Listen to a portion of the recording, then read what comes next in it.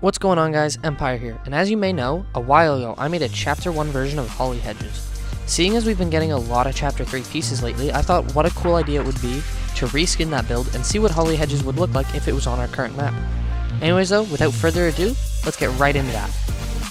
Seeing as a lot of this build wouldn't be the most interesting to watch, I am going to do this in like a speed build / time-lapse style, but the first thing I had to do was I had to reskin the terrain, because obviously this is using Chapter 1 terrain, and if we're making a new build, we gotta have Chapter 3 style. Luckily for me, the shark cliffs have been updated to be their Chapter 3 textures, so this was pretty easy.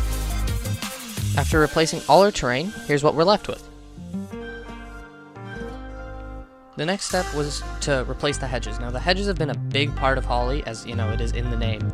And I decided to use the princess ones here because we don't necessarily have Chapter 3 variants, but I know there was the Chapter 2 variants in Craggy, so I wanted to take a different version by using the princess, which have never been seen in BR. This is where the build starts to look majorly different. Now it's time to do the roads and sidewalks, which are going to make the biggest difference in the Chapter 3 style. Here's a look at Holly Hedges with Chapter 1 buildings, but the Chapter 3 roads. It's really starting to come together in this build. It's now time to start reskinning all the buildings with their new Chapter 3 aesthetics. Now, although the colors are off on some of these houses just to make it work with shaping and all that, I do think it looks very authentic, and I love the way it looks with the Chapter 3 aesthetic. I haven't got to use these pieces a lot either, because we don't have them in prefabs or galleries, so it was really cool to experiment with these and see what they'd look like in a residential suburb area.